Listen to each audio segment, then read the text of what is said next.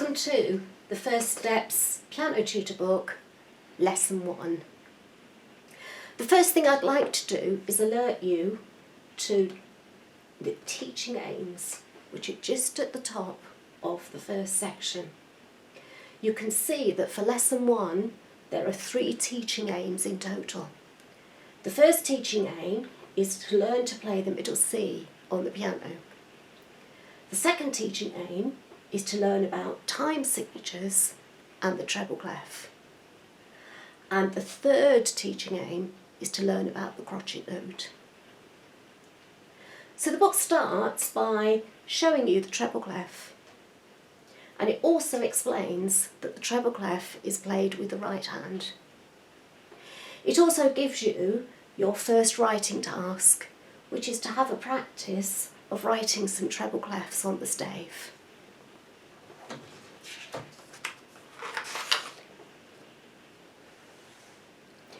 We then move into learning a little bit about the keyboard itself. And the book explains that the piano has a group of 2 black keys and a group of 3 black keys. At this stage, it gives you the opportunity to just try these keys out.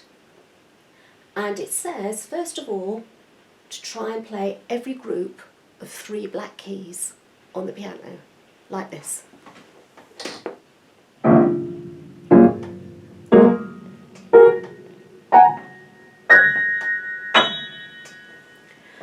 And then it asks you to try every group of 2 black keys on the piano, like this.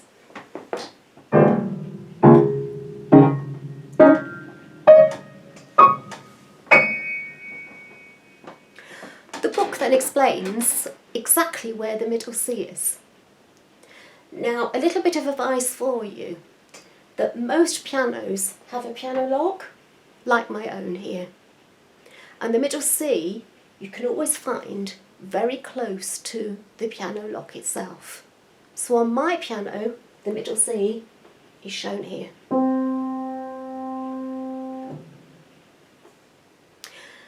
Then you move on to trying the Great C Race, a nice little musical game, a little bit of fun.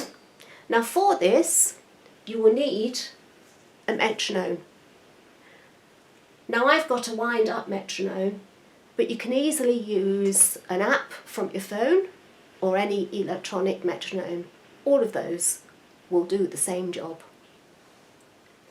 Now with this task here, you set your metronome to 120.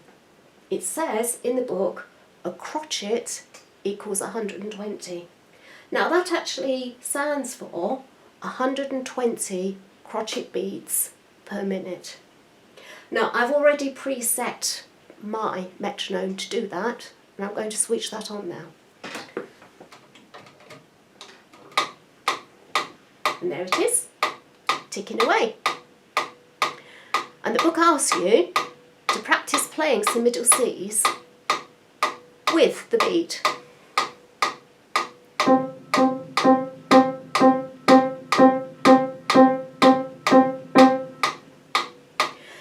Then the practice tasks ask you to start increasing the beat in small increments to see how fast you can actually play the middle Cs. Now I'm quite an accomplished musician, so I'm going to put the metronome right up to its highest.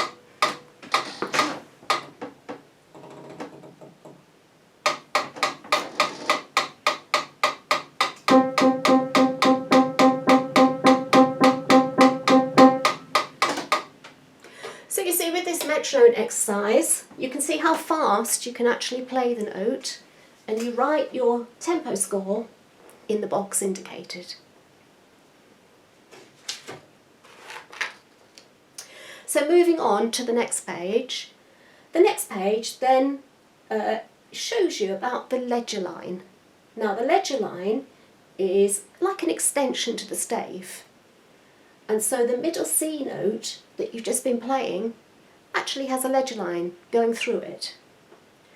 And the writing task underneath gives you a chance to actually practice drawing the middle C note with the ledger line. Moving on to the next page, which talks about the 4/4 time signature. Now, the two numbers that you find in the time signature actually signify two different things. The top number tells you how many counts there are in a bar, and the bottom number tells you what kind of note.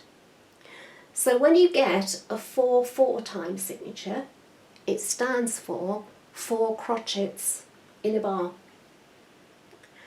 And the book also shows you that music is divided into bar lines, and at the end of the piece you get a double bar line. Then the book moves on to another practical playing task with a piece called Crotchet Mania. And in this piece you can see now the middle C crotchets have been put in a 4/4 time signature, and you are asked to try them. So in this book and in this piece you are asked to play 16 middle C notes like this.